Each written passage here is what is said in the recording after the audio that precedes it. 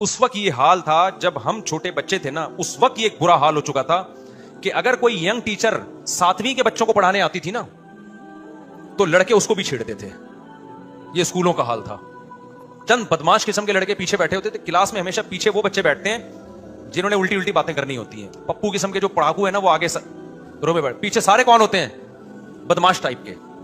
उनकी बातें आप जाके सुनो तो पता चलता है असल ये है, ठीक है ना।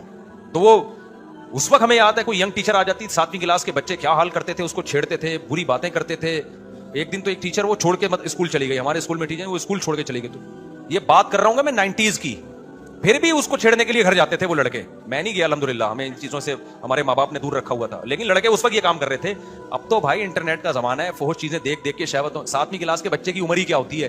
उस वक्त ये ठरक थी स्कूल के बच्चों में। अब तो बाकायदा ऑर्डर पे ठरकी बनाया जा रहा है उनको, ड्रामे फिल्में दिखा के। तो अब आप क्या समझते हो कि इतने नेक नीट क्लीन? फिर भी मैं कहता हूं यूनिवर्सिटी की सारी लड़कियां खराब नहीं होती हैं, सारे प्रोफेसर खराब नहीं होते। ये इल्जाम हम कभी भी नहीं लगाते।